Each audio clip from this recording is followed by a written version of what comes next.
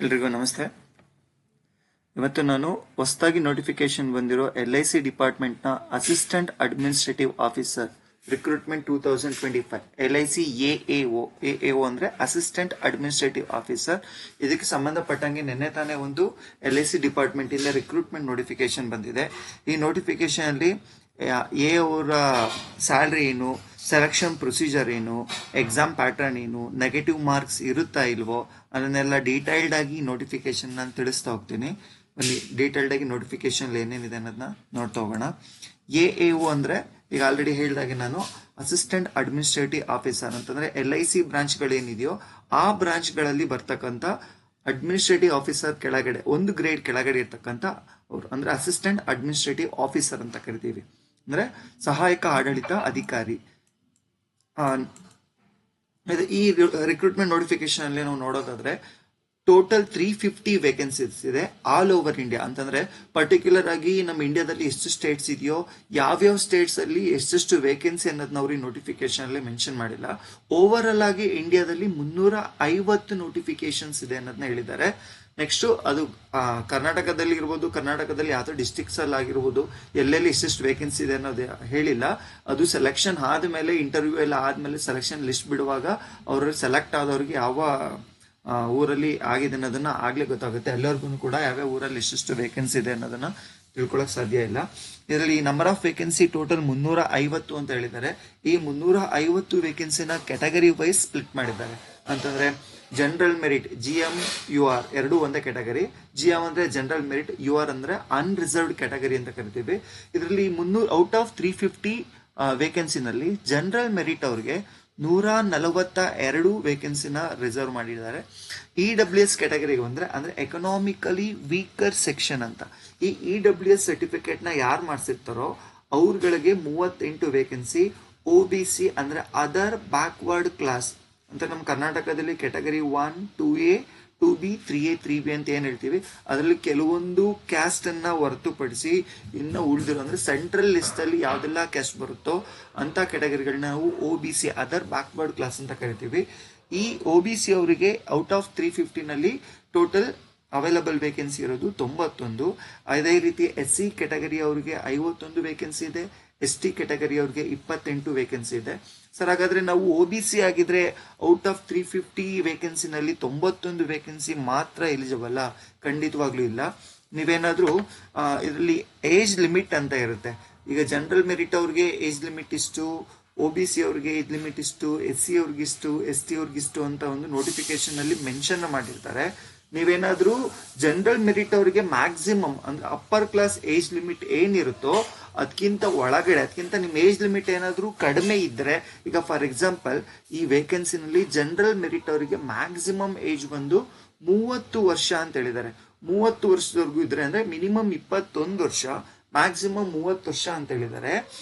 ಯಾರು ಏಜ್ 21 ದಾಟಿರುತ್ತೋ ಅಥವಾ 30 ಒಳಗಡೆ ಇರುತ್ತೋ ಆ ವ್ಯಕ್ತಿ ಏನಾದ್ರೂ ಜನರಲ್ ಮೆರಿಟ್ ಆಗಿದ್ರೆ ಅವನು ಈ ರಿಕ್ರೂಟ್ಮೆಂಟಿಗೆ ಅಪ್ಲಿಕೇಶನ್ ಅನ್ನು ಹಾಕ್ಬೋದು.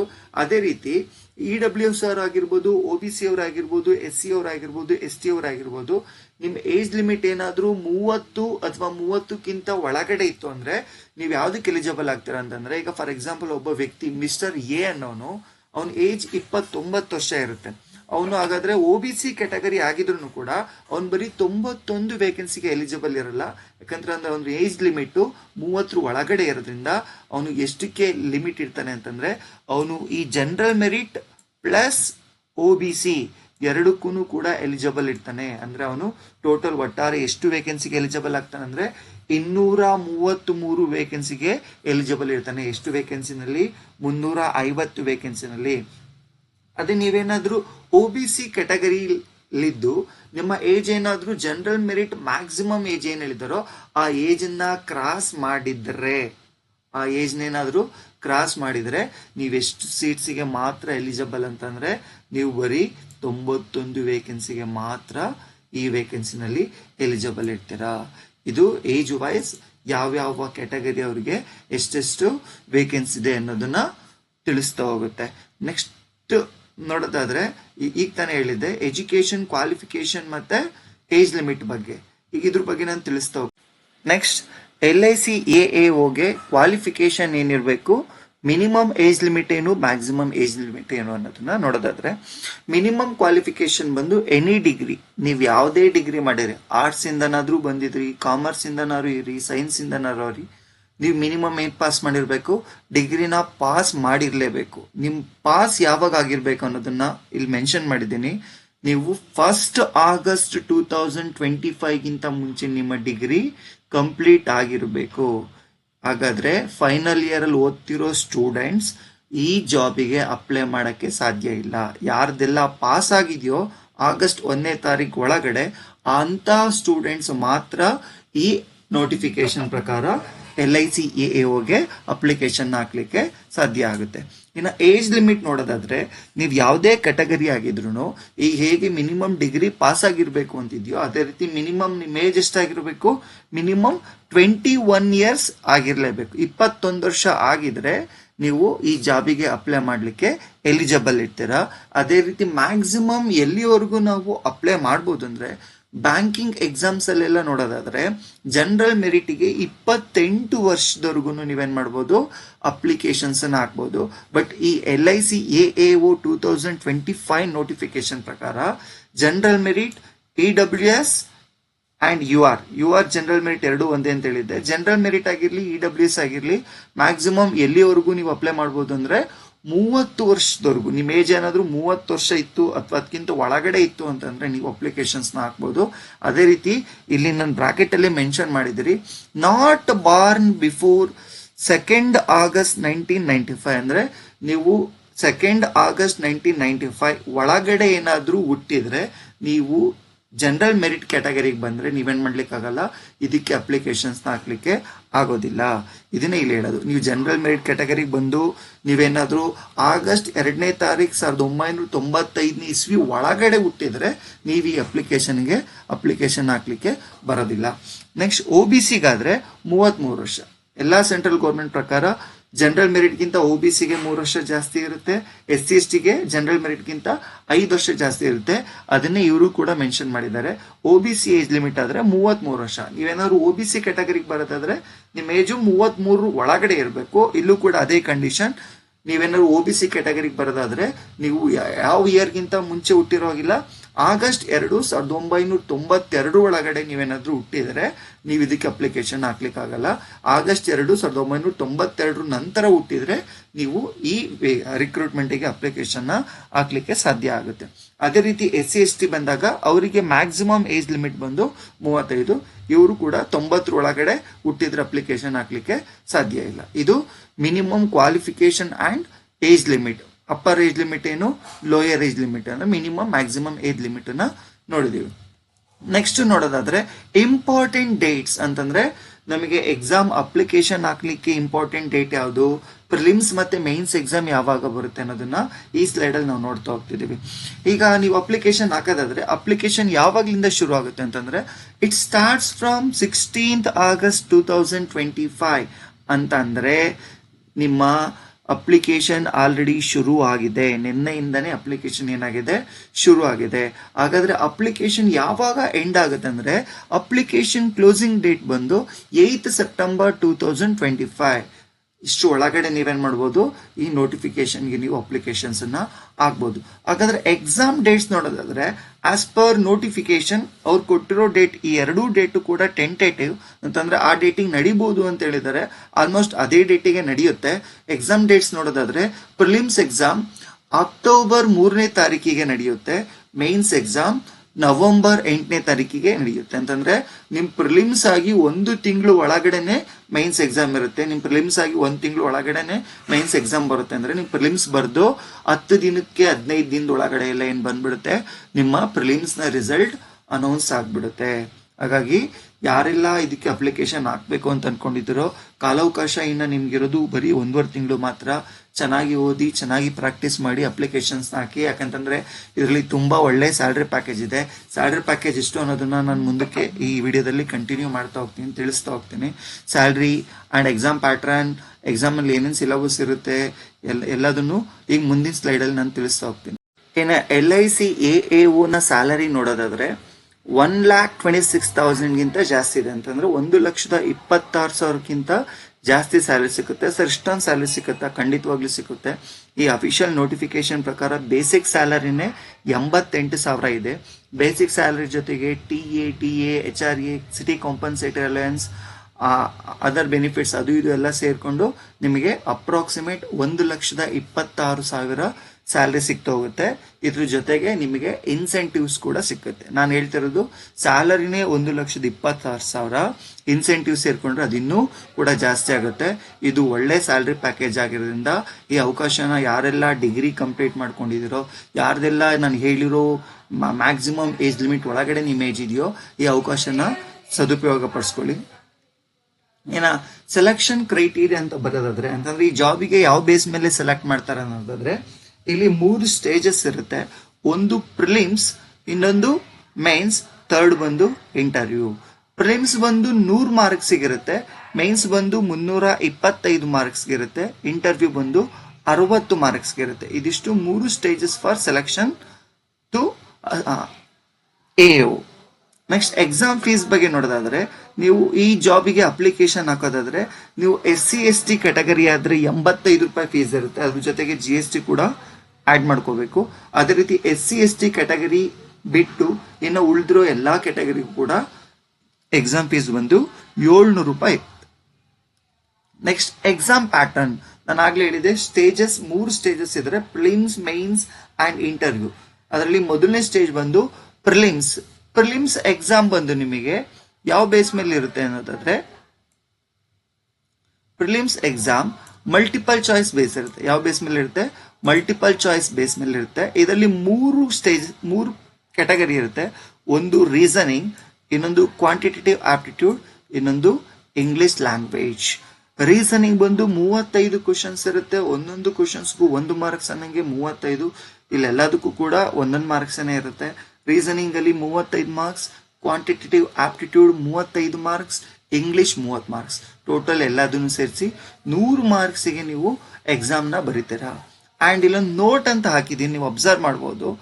English is qualifying nature, it is not consider for selection of mains. ಅಂದ್ರೆ ಇಂಗ್ಲಿಷ್ ಇಲ್ಲೇನಿದೆಯೋ 30 ಮಾರ್ಕ್ಸ್ಗೆ ಇದು ಕ್ವಾಲಿಫೈ ಆಗ್ಲಿಕ್ಕೆ ಮಾತ್ರ. ಅಂತಂದ್ರೆ ಮಿನಿಮಮ್ ಇಷ್ಟು ಮಾರ್ಕ್ಸ್ ಬರಬೇಕು ಇಂಥ ಕ್ಯಾಟಗರಿ ಅವರಿಗೆ ಅಂತ ಇರುತ್ತೆ. ನೀವು ಅಷ್ಟು ಮಾರ್ಕ್ಸ್ ಅನ್ನ ತಗೊಂಡ್ರೆ ಸಾಕು. ನೀವು ಪ್ರಿಲಿಮ್ಸ್ ಇಂದ ಮೈನ್ಸ್ಗೆ ಸೆಲೆಕ್ಟ್ ಮಾಡುವಾಗ ಪ್ರಿಲಿಮ್ಸ್ ಮಾರ್ಕ್ಸ್ ನ ನೋಡಿ ಮೈನ್ಸ್ಗೆ ಸೆಲೆಕ್ಟ್ ಮಾಡ್ಕೋತಾರೆ. ಅವಾಗ ಇಂಗ್ಲಿಷ್ ಟೋಟಲ್ ಮಾರ್ಕ್ಸ್ಗೆ ಕನ್ಸಿಡರ್ ಮಾಡಲ್ಲ. ಇಂಗ್ಲಿಷ್ ಇರೋದು ಪಾಸಿಂಗ್ ಮಾರ್ಕ್ಸಿಗೆ ಮಾತ್ರ. ರೀಸನಿಂಗ್ ಮತ್ತೆ ಕ್ವಾಂಟಿಟೇಟಿವ್ ಆಪ್ಟಿಟ್ಯೂಡ್ 35 + 35 70 ಮಾರ್ಕ್ಸ್ಗೆ ಏನ್ ಮಾರ್ಕ್ಸ್ ಬರುತ್ತೋ ಆ 70 ಮಾರ್ಕ್ಸ್ ಬೇಸ್ ಮೇಲೆ ನಿಮ್ಮನ್ನ ಮೈನ್ಸ್ ಎಕ್ಸಾಮ್ಗೆ ಸೆಲೆಕ್ಟ್ ಮಾಡ್ತಾರೆ. ಅಂದ್ರೆ ಏನು 350 ವೇಕೆನ್ಸಿ ಇದೆಯೋ ಇದರಲ್ಲಿ ಎಷ್ಟು ಜನನ್ನ ಮೈನ್ಸ್ ಎಕ್ಸಾಮ್ಗೆ ಸೆಲೆಕ್ಟ್ ಮಾಡ್ತಾರೆ ಅಂದ್ರೆ, ಆಸ್ ಪರ್ ನೋಟಿಫಿಕೇಶನ್ 1:20 ರೇಷಿಯೋ. ಅಂತಂದ್ರೆ 350 × 20 ಮಾಡಿದ್ರೆ 7,000 ಜನನ್ನ ಏನ್ ಮಾಡ್ತಾರೆ ಮೈನ್ಸ್ ಎಕ್ಸಾಮ್ಗೆ ಇದರಲ್ಲಿ ಪ್ರಿಲಿಮ್ಸ್ ಇಂದ ಸೆಲೆಕ್ಟ್ ಮಾಡ್ತಾರೆ based on there reasoning and quantitative aptitude marks. ಇನ್ನು ಮೈನ್ಸ್ ಎಕ್ಸಾಮ್ಗೆ ಬರೋದಾದ್ರೆ, ಮೈನ್ಸ್ ಎಕ್ಸಾಮ್ ಅಲ್ಲಿ MCQನೂ ಇರುತ್ತೆ, ಡಿಸ್ಕ್ರಿಪ್ಟಿವ್ ಇರುತ್ತೆ. ಈ 5 ಪಾರ್ಟ್ ಹಾಕಿದ್ದೀನಲ್ಲ, ಈ 5 ಪಾರ್ಟ್ ಅಲ್ಲಿ 4 ಪಾರ್ಟು MCQ ಇರುತ್ತೆ. ಏನಿರುತ್ತೆ? 4 ಪಾರ್ಟು ಮಲ್ಟಿಪಲ್ ಚಾಯ್ಸ್ ಕ್ವಶನ್ಸ್ ಇರುತ್ತೆ. ಇನ್ನು ಲಾಸ್ಟ್ ಪಾರ್ಟ್ ಇದೆಯಲ್ಲ ಇಂಗ್ಲಿಷ್ ಪಾರ್ಟ್, ಇದೇ ಡಿಸ್ಕ್ರಿಪ್ಟಿವ್ ಪಾರ್ಟ್. ಹಾಗಾದ್ರೆ ರೀಸನಿಂಗ್ ಅಲ್ಲಿ 30 ಕ್ವಶನ್, ಒಂದೊಂದು ಕ್ವಶನ್ಗೂ 3 ಮಾರ್ಕ್ಸ್, 90 ಮಾರ್ಕ್ಸ್ ಇರುತ್ತೆ. And data analysis and interpretation, ಇದು ಕ್ವಾಂಟಿಟೇಟಿವ್ ಆಪ್ಟಿಟ್ಯೂಡ್ ಅಂತ ಹೇಳಿದ್ನಲ್ಲ, ಅದೇ ತರ ಸೇಮ್ ಅದೇ ಸಬ್ಜೆಕ್ಟು. 30 ಕ್ವಶನ್ಸ್, 1 ಕ್ವಶನ್ಗೆ 3 ಮಾರ್ಕ್ಸ್, ಟೋಟಲ್ 90 ಮಾರ್ಕ್ಸ್. ಇನ್ನು ಜನರಲ್ ನಾಲೆಡ್ಜ್ ಮತ್ತೆ ಕರೆಂಟ್ ಅಫೇರ್ಸ್ 30 ಕ್ವಶನ್, 2 ಮಾರ್ಕ್ಸ್ ಇರುತ್ತೆ. ಒಂದೊಂದು ಕ್ವಶನ್ಗೆ ಟೋಟಲ್ 60 ಮಾರ್ಕ್ಸ್ ಇರುತ್ತೆ. ಇನ್ನು insurance and financial market 30 question, 1 ಕ್ವಶನ್ಗೆ 2 ಮಾರ್ಕ್ಸ್, 60 ಮಾರ್ಕ್ಸ್ ಇರುತ್ತೆ. ಇದೆಲ್ಲ ಕೂಡ ಮಲ್ಟಿಪಲ್ ಚಾಯ್ಸ್. ಇಂಗ್ಲಿಷ್ ಮಾತ್ರ ಬಂದು ನಿಮಗೆ 2 ಕ್ವಶನ್ ಇರುತ್ತೆ. ಇದು ಡಿಸ್ಕ್ರಿಪ್ಟಿವ್ ಅಂದ್ರೆ ರೈಟಿಂಗ್ ಅಂದ್ರೆ ಕಂಪ್ಯೂಟರ್ಲಿ ಟೈಪ್ ಮಾಡಬೇಕು. 2 ಕ್ವಶನ್ ಸೇರಿಸಿ 35 ಮಾರ್ಕ್ಸ್ ಇರುತ್ತೆ. ಟೋಟಲ್ ನೀವು ಮೇನ್ಸ್ ಎಕ್ಸಾಮ್ ಅಲ್ಲಿ ಎಷ್ಟು ಮಾರ್ಕ್ಸ್ ಬರ್ತೀರಾ ಅಂದ್ರೆ 325 ಮಾರ್ಕ್ಸಿಗೆ ಎಕ್ಸಾಮ್ಸ್ ಅನ್ನ ಬರೀತೀರಾ. ಇದರಲ್ಲಿ English is qualifying nature. English ಇಲ್ಲೂ ಕೂಡ ಏನ್ ಮಾಡ್ತಾರೆ, ಕ್ವಾಲಿಫೈಯಿಂಗ್ ನೇಚರ್ಗೆ ಈಗ ಪ್ರಿಲಿಮ್ಸ್ ಅಲ್ಲಿ ಹೇಗೆ ಹೇಳಿದ್ನೋ ಇಲ್ಲೂ ಕೂಡ ಮೇನ್ಸ್ ಅಲ್ಲಿ ಮಿನಿಮಮ್ ಯಾವ ಕ್ಯಾಟಗರಿಗೆ 25 ಮಾರ್ಕ್ಸಿಗೆ ಎಷ್ಟು ಮಾರ್ಕ್ಸ್ ಬರಬೇಕು ಅಂತ ಹೇಳಿರ್ತಾರೋ ಅಷ್ಟು ಮಾರ್ಕ್ಸ್ ಬಂದ್ರೆ ಸಾಕು, ಅದಕ್ಕಿಂತ ಜಾಸ್ತಿ ಏನು. ಯಾಕಂತಂದ್ರೆ ಇಲ್ಲಿ ಪ್ರಿಲಿಮ್ಸ್ ಅಲ್ಲಿ ಸೆಲೆಕ್ಟ್ ಮಾಡಿದಾಗೇನೆ ಮೈನ್ಸ್ ಅಲ್ಲಿ ಬರೋ ಮಾರ್ಕ್ಸ್ ನ ಫೈನಲ್ ಸೆಲೆಕ್ಷನ್ ಗೆ ಕನ್ಸಿಡರ್ ಮಾಡ್ತಾರೆ. ಅವಾಗ ಇಂಗ್ಲಿಷ್ ಅಲ್ಲಿ ನಮಗೆ ಮಿನಿಮಮ್ ಮಾರ್ಕ್ಸ್ ಏನ್ ಹೇಳಿರ್ತಾರೋ ಅಷ್ಟು ಬಂದ್ರೆ ಸಾಕು, ಅದನ್ನ ಮೈನ್ಸ್ ಮಾರ್ಕ್ಸ್ ಅನ್ನ ಸೆಲೆಕ್ಷನ್ಗೆ ಏನ್ ಕನ್ಸಿಡರ್ ಮಾಡ್ತಾರೋ ಅದಕ್ಕೆ ಕನ್ಸಿಡರ್ ಮಾಡಲ್ಲ. ಇದು only for qualifying nature, qualify ಆಗಕ್ಕೆ ಮಾತ್ರ. ಇನ್ನು ಉಳಿದಿರೋ 4 ಕ್ಯಾಟಗರಿ ಇದೆಯಲ್ಲ, ಇಲ್ಲಿ ಈ 4 ಪಾರ್ಟ್ ಅಲ್ಲಿ ಬರೋ ಟೋಟಲ್ ಮಾರ್ಕ್ಸ್ ಬೇಸ್ ಪ್ಲಸ್ ಇಂಟರ್ವ್ಯೂನಲ್ಲಿ ನೀವು ತಗೊಳ್ಳೋ ಮಾರ್ಕ್ಸ್ ಎರಡನ್ನೂ ಮರ್ಜ್ ಮಾಡಿ ಟೋಟಲ್ ಮಾರ್ಕ್ಸ್ ಎಷ್ಟು ಬರುತ್ತೋ ಆ ಟೋಟಲ್ ಮಾರ್ಕ್ಸ್ ಬೇಸ್ ಮೇಲೆ ನಿಮ್ಗೆ ಏನ್ ಸಿಗುತ್ತೆ, ಸೆಲೆಕ್ಷನ್ ಆಗಿದ್ದಿರೋಲ್ಲವನ್ನೋ ಸೆಲೆಕ್ಷನ್ ಲಿಸ್ಟ್ ಬಿಟ್ಟಾಗ ನಿಮಗೆ ಸಿಕ್ಕತ್ತೆ.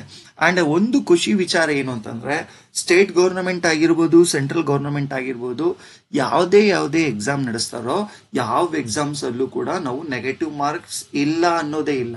ನೀವು ಸೆಂಟ್ರಲ್ ಗೌರ್ನಮೆಂಟ್ ಎಕ್ಸಾಮ್ ಬರೆದ್ರು ನೆಗೆಟಿವ್ ಮಾರ್ಕ್ಸ್ ಇರುತ್ತೆ, ಅದು ರೈಲ್ವೆ ಆಗಿರಲಿ, SSC ಆಗಿರಲಿ, ಬ್ಯಾಂಕಿಂಗ್ ಆಗಿರಲಿ. ಅಂಡ್ ಸ್ಟೇಟ್ ಗೌರ್ನಮೆಂಟ್ ಎಕ್ಸಾಮ್ಸ್ ಅಂತ ಬಂದಾಗ್ಲೂ ಸ್ಟೇಟ್ ಗೌರ್ಮೆಂಟ್ ಅಲ್ಲಿ ಯಾವುದೇ ಎಕ್ಸಾಮ್ಸ್ ನಡೆಸಿದ್ರು ಆ ಎಕ್ಸಾಮ್ಗಳಲ್ಲೂ ಕೂಡ ಏನಿರುತ್ತೆ, ನೆಗೆಟಿವ್ ಮಾರ್ಕ್ಸ್ ಇರುತ್ತೆ. ಎಕ್ಸೆಪ್ಟ್ ಸೆಂಟ್ರಲ್ ಗೌರ್ಮೆಂಟ್ ಅಂಡರ್ ಬರೋ NET, ಸ್ಟೇಟ್ ಗೌರ್ಮೆಂಟ್ ಅಂಡರ್ ಬರೋ KSET ಎಕ್ಸಾಮ್, ಅಂದ್ರೆ ಅಸಿಸ್ಟೆಂಟ್ ಪ್ರೊಫೆಸರ್ ಆಗಕ್ಕೆ ಎಲಿಜಿಬಲ್ ಆಗೋಕ್ಕೋಸ್ಕರ ಒಂದು KSET NET ಅಂತ ಏನು ಎಕ್ಸಾಮ್ ನಡೆಸ್ತಾರೋ ಆ 2 ಎಕ್ಸಾಮ್ನ ಹೊರತುಪಡಿಸಿ ಇನ್ನು ಯಾವುದೇ ಎಕ್ಸಾಮ್ಸ್ ಕಾಲ್ ಮಾಡಿದ್ರು ಎಲ್ಲ ಎಕ್ಸಾಮಲ್ಲೂ ಕೂಡ ಏನಿರುತ್ತೆ, ನೆಗೆಟಿವ್ ಮಾರ್ಕ್ಸ್ ಇದ್ದೇ ಇರುತ್ತೆ. ಬಟ್ ಒಂದು ಖುಷಿ ವಿಚಾರ ಏನು ಅಂತಂದ್ರೆ, ಈ LIC AAO ನಲ್ಲಿ ಪ್ರಿಲಿಮ್ಸ್ ಅಂಡ್ ಮೈನ್ಸ್ ಎಕ್ಸಾಮ್ ಎರಡರಲ್ಲೂ ಕೂಡ ನೆಗೆಟಿವ್ ಮಾರ್ಕ್ಸ್ ಇಲ್ಲ. ಅಂತಂದ್ರೆ ನೀವು ಇನ್ ಕೇಸ್ ಓದಿಲ್ದಿರೋ ಕ್ವಶನ್ ಯಾವ್ದಾದ್ರು ಬಂತು ಅಂದ್ರೆ, ಅಥವಾ ನೀವು ಓದಿದ್ದು ಕನ್ಫ್ಯೂಷನ್ ಆಗಿ ನಿಮಗೆ ಡೌಟ್ ಇತ್ತು ಅಂತಂದ್ರೆ, ನೆಗೆಟಿವ್ ಇರೋದ್ರಲ್ಲಿ ಏನ್ ಮಾಡ್ತಾರ, ನಾನು ಓದಿಲ್ಲ, ನಾನು ತುಂಬಾ ಚೆನ್ನಾಗಿ ಓದಿದ್ದೀನಿ ಬಟ್ ಇಲ್ಲಿ ಬಂದಿರೋ ಕ್ವಶನ್ ನನಗೆ ನಾನು ಓದಿರೋ ಕಾನ್ಸೆಪ್ಟ್ ಅಲ್ಲಿ ಇರ್ಲಿಲ್ಲ, ನಾನು ಟಿಕ್ ಮಾಡಬೇಕೋ ಬೇಡವೋ, ಟಿಕ್ ಮಾಡಿ ಬೈ ಚಾನ್ಸ್ ಅದು ತಪ್ಪಾಗಿದ್ರೆ ನಾನು ತಗೊಂಡಿರೋ ಮಾರ್ಕ್ಸ್ ಅಲ್ಲೂ ನನಗೆ ಮಾರ್ಕ್ಸ್ ಕಟ್ ಆಗ್ಬಿಡುತ್ತಲ್ಲ, ನಾನೀಗ ಏನ್ ಮಾಡ್ಲಿ, ಅಟೆಂಪ್ಟ್ ಮಾಡ್ಲೇಬೇಡವೋ ಅನ್ನೋ ಡೌಟಲ್ಲಿ ಇರ್ತಾರೆ. ಹಾಗಾಗಿ ಕೆಲವರು ಅಟೆಂಪ್ಟ್ ಮಾಡಕ್ ಹೋಗಲ್ಲ. ಬಟ್ ಇದರಲ್ಲಿ ಏನ್ ಮಾಡ್ಬೋದು, ನೀವು ಇನ್ ಕೇಸ್ ನೀವು ಗೊತ್ತಿಲ್ದಿರೋ ಟಾಪಿಕ್ ಮೇಲೆ ಏನಾದರೂ ಕ್ವಶನ್ ಬಂತು ಅಂದ್ರೆ ಕಣ್ಣು ಮುಚ್ಕೊಂಡು ನೀವೇನ್ ಮಾಡ್ಬೋದು, ಆ ಕ್ವಶನ್ ಅನ್ನು ಅಟೆಂಡ್ ಮಾಡ್ಬೋದು. ಯಾಕಂತಂದ್ರೆ ಇದರಲ್ಲಿ ನೆಗೆಟಿವ್ ಮಾರ್ಕ್ಸ್ ಇರೋದಿಲ್ಲ. ಅಂತಂದ್ರೆ ನೀವು ತಗೊಂಡಿರೋ ಮಾರ್ಕ್ಸ್ ಅಲ್ಲಿ ನೀವು ಅಟೆಂಡ್ ಮಾಡಿರೋ ಕ್ವಶನ್ಸ್ ಬೇರೆ ಕ್ವಶನ್ ತಪ್ಪಾಯ್ತು ಅಂದ್ರೆ ನಿಮ್ಗೆ ಬಂದಿರೋ ಮಾರ್ಕ್ಸ್ ಅನ್ನ ಡಿಡಕ್ಟ್ ಮಾಡಲ್ಲ. ಅದೊಂದು ಖುಷಿ ವಿಚಾರ ಅಂದ್ರೆ ಕೆಲವೊಂದು ಸಂದರ್ಭದಲ್ಲಿ. ನೆಕ್ಸ್ಟ್ ಇನ್ ಮುಂದಕ್ಕೆ ನೋಡೋದಾದ್ರೆ ಇಂಟರ್ವ್ಯೂ ಬಂದು ಎಷ್ಟು ಮಾರ್ಕ್ಸಿಗೆ ನಡೆಸ್ತಾರೆ ಅಂದ್ರೆ 60 ಮಾರ್ಕ್ಸಿಗೆ ನಡೆಸ್ತಾರೆ. ಇಂಟರ್ವ್ಯೂನಲ್ಲಿ ಮಿನಿಮಮ್ ಜನರಲ್ ಮೆರಿಟ್ ಆಗಿರ್ಬೋದು, EWS ಆಗಿರ್ಬೋದು, OBC ಕ್ಯಾಟಗರಿ ಅವರಾಗಿರ್ಬೋದು ಮಿನಿಮಮ್ 30 ಮಾರ್ಕ್ಸ್ನ ತಗೋಬೇಕಾಗುತ್ತೆ. ಅಂಡ್ SC/ST ಅವರು 27 ಮಾರ್ಕ್ಸ್ನ ತಗೊಳ್ಳಬೇಕಾಗುತ್ತೆ. ಇದು ಮಿನಿಮಮ್ ಮಾರ್ಕ್ಸ್ ಬಗ್ಗೆ ಮಾತ್ರ ಹೇಳ್ತಾ ಇದ್ದೀನಿ. ನಾನು ಹೇಳ್ದಂಗೆ ಸೆಲೆಕ್ಷನ್ಗೆ ಏನ್ ಮಾಡ್ತಾರೆ, ಇಂಟರ್ವ್ಯೂನಲ್ಲಿ ನೀವು ತಗೊಂಡಿರೋ ಮಾರ್ಕ್ಸು ಮತ್ತೆ ನೀವು ಮೈನ್ಸ್ ಎಲ್ಲ 4 ಕ್ಯಾಟಗರಿನಲ್ಲಿ ತಗೊಂಡಿರೋ ಮಾರ್ಕ್ಸ್ 2 ಮಾರ್ಕ್ಸ್ನ ಸೇರಿಸಿ ಕೊನೆಗೆ ಫೈನಲ್ ಸೆಲೆಕ್ಷನ್ ಲಿಸ್ಟ್ ಅನ್ನ ಬಿಡೋದು. ಹಾಗಾಗಿ ಇಂಟರ್ವ್ಯೂನು ಕೂಡ ಕೇರ್ಫುಲ್ ಆಗಿ ನೀವು ಅಟೆಂಡ್ ಮಾಡ್ಬೇಕಾಗತ್ತೆ. ಇನ್ನು ಕಟ್ ಆಫ್ ಬಗ್ಗೆ ನೋಡೋದಾದ್ರೆ, ಲಾಸ್ಟ್ ಟೈಮ್ LIC AAO ಕಾಲಾಗಿದ್ದು 2023 ನಲ್ಲಿ. ಇಲ್ಲಿ ಪ್ರಿಲಿಮ್ಸ್ ಅಂತ ಬಂದಾಗ ನಾನು ಇಲ್ಲಿ ನೋಡಿ ಸಬ್ಜೆಕ್ಟ್ಸ್ ಅಂತ ಹಾಕಿದ್ದೀನಿ, ಕ್ಯಾಟಗರಿಗಳನ್ನ ಸ್ಪ್ಲಿಟ್ ಮಾಡಿ ಹಾಕಿದ್ದೀನಿ. ಇಲ್ಲಿ SC/ST ಕ್ಯಾಟಗರಿ ಇದೆ, ಇಲ್ಲಿ ಜನರಲ್ ಮೆರಿಟು OBS ಅಲ್ಲ, OBC ಅಂಡ್ EWS ಕ್ಯಾಟಗರಿ ಬಂದಾಗ ನಾನು ಇಲ್ಲಿ ಹಾಕಿರೋದು ಏನಪ್ಪಾ ಅಂತಂದ್ರೆ ಮಿನಿಮಮ್ ಪಾಸಿಂಗ್ ಮಾರ್ಕ್ಸ್ ಅಂತಂದ್ರೆ ಅವರು ಫಿಕ್ಸ್ ಮಾಡಿರ್ತಾರೆ. ರೀಸನಿಂಗ್ ಅಲ್ಲಿ 35 ಮಾರ್ಕ್ಸಿಗೆ SC/ST ಅವರು 16 ಬರಲೇಬೇಕು, ಈ ಕ್ಯಾಟಗರಿ ಅವರು 18 ಬರಬೇಕು. ಅದೇ ತರ ಕ್ವಾಂಟಿಟೇಟಿವ್ ಆಪ್ಟಿಟ್ಯೂಡ್ ಅಲ್ಲಿ 35ಕ್ಕೆ ಯಾವ ಕ್ಯಾಟಗರಿ ಅವ್ರು ಎಷ್ಟೆಷ್ಟು ಬರಬೇಕು. ಇಂಗ್ಲಿಷ್ ಅಲ್ಲಿ ನಾನು ಆಗ್ಲೇ ಹೇಳ್ತೇನೆ ನೋಡಿ, ಕ್ವಾಲಿಫೈಯಿಂಗ್ ನೇಚರ್ ಅಂತ ಮಿನಿಮಮ್ SC/ST ಅವರಾದ್ರೆ 9 ಮಾರ್ಕ್ಸ್ ತಗೋಬೇಕು. ಅದು ಬಿಟ್ಟು ಬೇರೆ ಕ್ಯಾಟಗರಿ GM, OBC, EWS ಆಗಿದ್ರೆ 10 ಮಾರ್ಕ್ಸ್ನ ತಗೋಬೇಕು. ಇದು ಮಿನಿಮಮ್ ಮಾರ್ಕ್ಸ್, ಇದು ಕಟ್ ಆಫ್ ಅಲ್ಲ. ಇಲ್ಲಿ ಹೇಳ್ತಿರೋದೇನು, ಮಿನಿಮಮ್ ನೀವು ಯಾವ್ಯಾವ ಸಬ್ಜೆಕ್ಟ್ ಅಲ್ಲಿ ಮಿನಿಮಮ್ ಎಷ್ಟೆಷ್ಟು ಮಾರ್ಕ್ಸ್ ಬರಬೇಕು ಅನ್ನೋದು.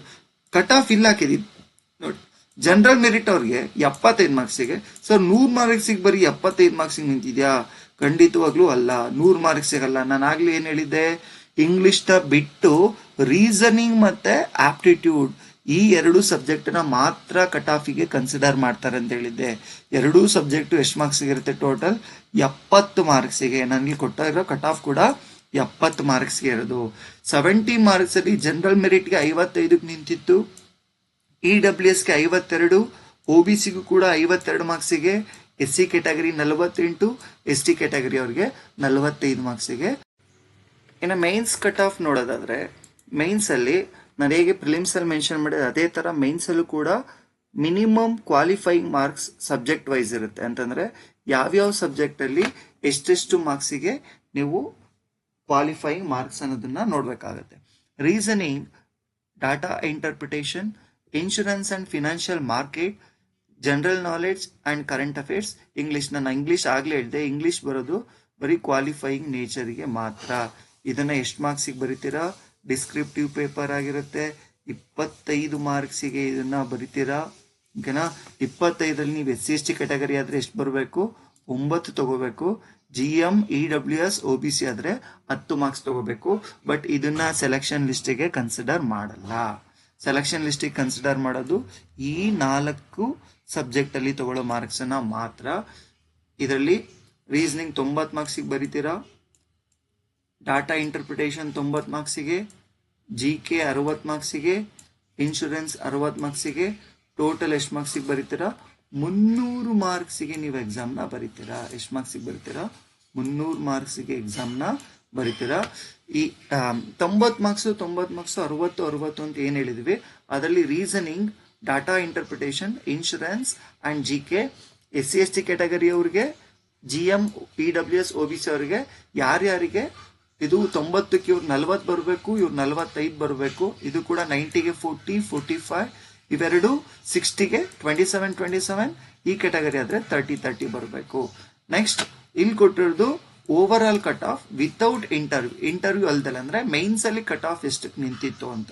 GM ಆದರೆ ಎಷ್ಟು ಮಾರ್ಕ್ಸಿಗೆ ಮೈನ್ಸ್ ನಾವು ಕನ್ಸಿಡರ್ ಮಾಡೋದು ಕಟ್ ಆಫ್? 300 ಮಾರ್ಕ್ಸಿಗೆ. ಇಂಗ್ಲೀಷ್ ಬಿಟ್ಟು 300 ಮಾರ್ಕ್ಸಿಗೆ ನಾವು ಕಟ್ ಆಫ್ನ ನೋಡ್ತೀವಿ. GM ಅವ್ರಿಗೆ 223, EWS 198, OBC 194, SC 184, ST 174. ಇಲ್ಲಿ ಕೊಟ್ಟಿರೋ ಕಟ್ ಆಫ್ ಇನ್ಕ್ಲೂಡಿಂಗ್ ಇಂಟರ್ವ್ಯೂ, ಅಂದರೆ ಮೇನ್ಸಲ್ಲಿ 300 ಮಾರ್ಕ್ಸು, ಇಂಟರ್ವ್ಯೂ 60 ಮಾರ್ಕ್ಸಿಗೆ ಅಟೆಂಡ್ ಮಾಡಿರ್ತೀರಾ. ಟೋಟಲ್ ಎಷ್ಟು ಮಾರ್ಕ್ಸಿಗೆ ಇಲ್ಲಿ ನಿಂತಿರೋ ಕಟ್ ಆಫು? ಟೋಟಲ್ 360 ಮಾರ್ಕ್ಸಿಗೆ ಎಷ್ಟು ಅನ್ನೋದು ಕಟ್ ಆಫನ್ನ ಇಲ್ಲಿ ಕೊಟ್ಟಿದ್ದೀನಿ. 360ಕ್ಕೆ ಇವರು GM ಅವರು 261, EWS 242 ನಿಂತಿತ್ತು, OBC 236, SC 224, ST 218. ಇದಿಷ್ಟು ಮೈನ್ಸ್ ಪ್ಲಸ್ ಇಂಟರ್ವ್ಯೂನಲ್ಲಿ ನಿಂತಿರೋ ಕಟ್ ಆಫ್. ನೆಕ್ಸ್ಟ್ ಸ್ಲೈಡಲ್ಲಿ ನಾನು ಲಾಸ್ಟ್ ಟೈಮ್ 2023ನಲ್ಲಿ LIC AAOನಲ್ಲಿ ಪ್ರಿಲಿಮ್ಸಿಗೆ ಸಂಬಂಧಪಟ್ಟಂಗೆ, ಅದರಲ್ಲೂ ರೀಸನಿಂಗ್ ಸಬ್ಜೆಕ್ಟಿಗೆ ಸಂಬಂಧಪಟ್ಟಂಗೆ ನಾನು ಒಂದು ಕ್ವಶನ್ ಅನ್ನ ಈ ಲಾಸ್ಟ್ ಪೇಜಲ್ಲಿ ಹಾಕಿದ್ದೀನಿ. ಕ್ವಶನ್ ನಂಬರ್ 7 ಇಂದ 10 ಅಂತ ಹೇಳಿದ್ದಾರೆ. ಆ ಕ್ವಶನ್ನ ಕೇರ್ಫುಲ್ ಆಗಿ ಓದ್ಕೊಳ್ಳಿ. ಅದಕ್ಕೆ ಸಂಬಂಧಪಟ್ಟಂಗೆ 4 ಕ್ವಶನ್ಸ್ ಅನ್ನ ಕೇಳಿದ್ದಾರೆ. ಆ ಕ್ವಶನ್ ಅನ್ನ ಆನ್ಸರ್ ಮಾಡಬೇಕು. ಒಂದೊಂದು ಕ್ವಶನ್ ಕೂಡ 1 ಮಾರ್ಕ್ಸ್ ಇರುತ್ತೆ. ಟ್ರೈ ಮಾಡಿ. ಇದಕ್ಕೆ ಸಂಬಂಧಪಟ್ಟಂಗೆ ಆನ್ಸರ್ನ ಈ ವಿಡಿಯೋದಲ್ಲಿ ಕಮೆಂಟ್ ಮಾಡಿ.